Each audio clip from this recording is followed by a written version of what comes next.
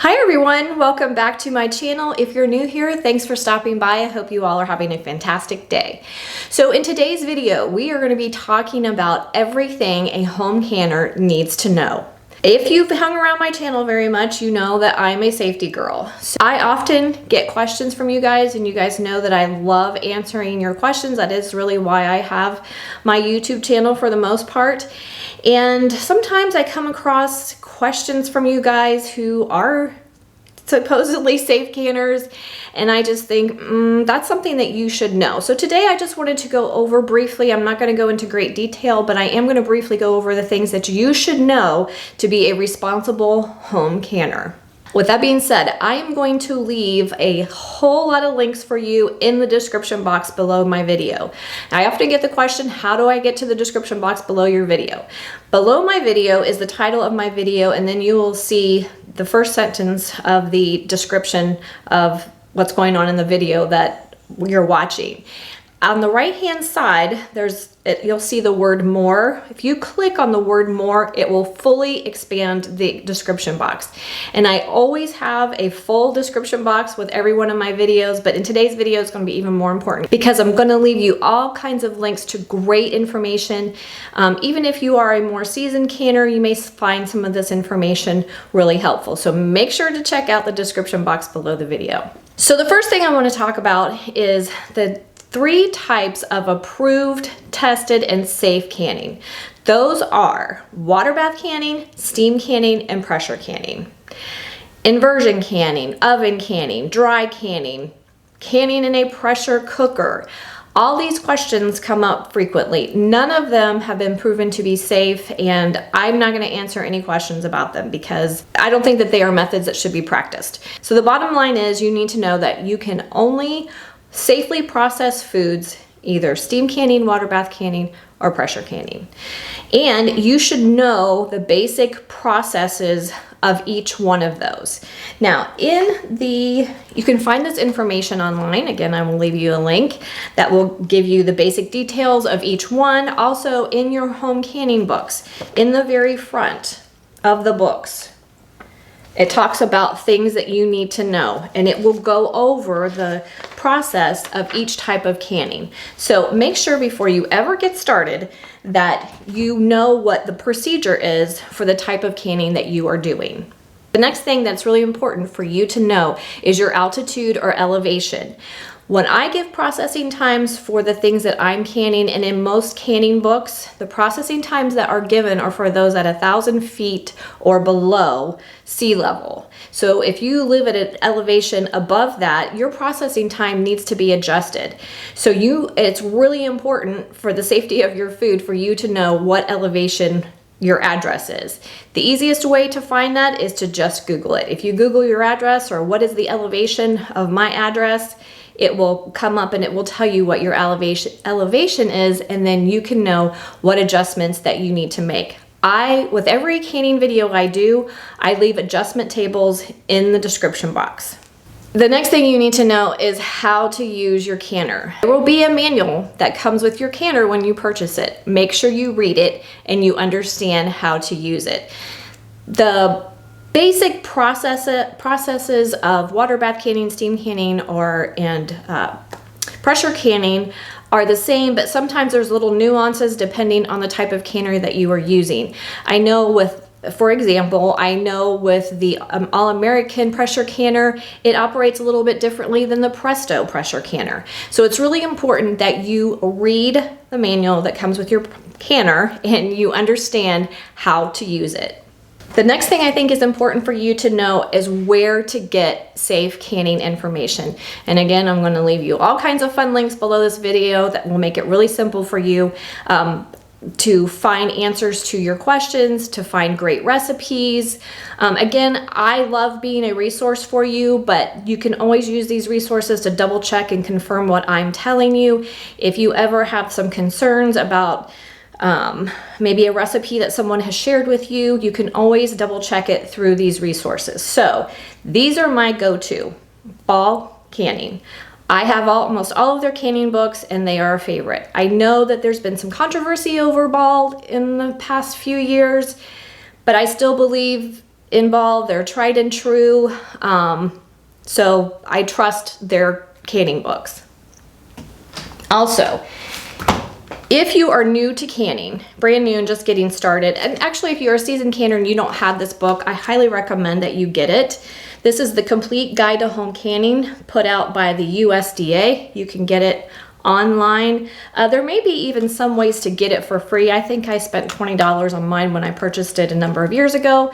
It comes spiral bound and it's really nice, but this is something that's really important to have. It has all the basic principles of canning in it. It has all basic recipes that are good to know for canning up your fruits, your vegetables, meats, and it explains the difference of all of them. So it is a fantastic place to start.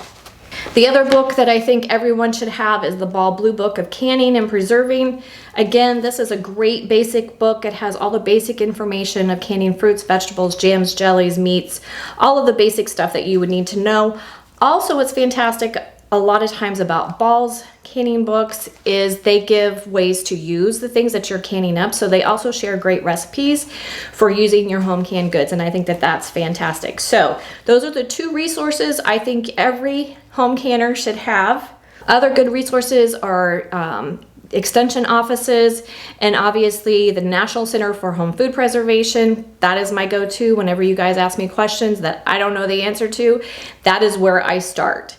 So again, I will leave links to those. There are some other websites that I trust and I find to be tried and true. Healthy Canning is one of them. I share their links all the time on my in my canning group and on my Facebook page. So that's another great one. And again, I will leave links to everything for you in the description box below. But it's really important for you to know where you can go to get your questions answered and to understand safe canning processes and procedures. Another thing that I think is really important that every home canner should know is a list of things that cannot be safely canned. When you know this little tidbit of information, it's easier for you to identify a recipe that is not safe to be canned. I get all the time, someone will leave me a recipe of a soup or something and they will say, is this safe? And I can quickly go down the list of ingredients and I can know right off the bat if it's safe or not, if it includes things that are unsafe for canning. I will leave a link for you that will give you an extensive list of things that cannot be safely included in canning recipes.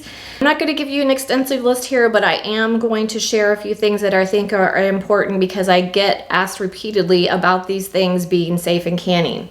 Dairy products. No dairy is safe for canning except for there are a few tested recipes where they've allowed a minimal amount of butter in the recipe. I do believe Ball has one where they've allowed butter for caramelizing onions for the French onion soup, I do believe.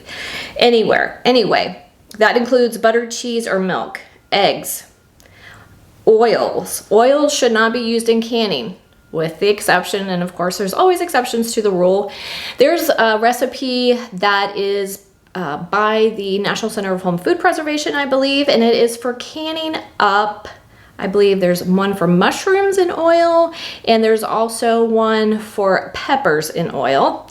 And I will link those for you. Those are tested recipes, and I know it seems like an oxymoron, but they have been tested. They do include oil, and they are totally safe for canning. But by and large, oils cannot be added to your canning recipes. Starch. The exception to starch would be clear gel, which is allowed for certain pie fillings. That doesn't give us permission to be adding it to anything and everything we choose. It should be used in the recipe as it was tested. So you can't add cornstarch, you shouldn't add flour, any type of thickeners should not be added to canning recipes. Very dense purees. Now, there is an exception to this. That is the split pea and ham soup. By the time that you process that soup, and I believe the recipe is by Ball, it is a pretty thick and pasty soup in the jar. It is totally safe. It has been tested, and again, it's totally fine, but we do not have, that doesn't give us permission to puree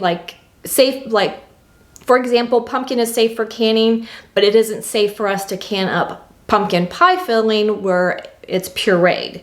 So don't take it as just because split pea and ham soup has a thick texture to it that you can go and change the texture of other things that you may be using a tested recipe for. Don't take that as permission to puree some other recipe that you have and can it up that way.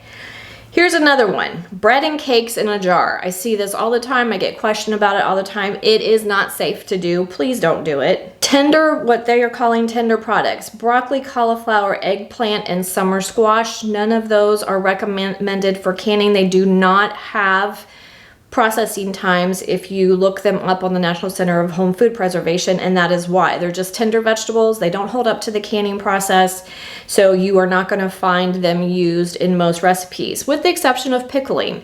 Now, pickling is different, and it's not processed like pressure canning, so it can be held up well in water bath canning. If it's pickled, again, make sure you are only using it in tested recipes.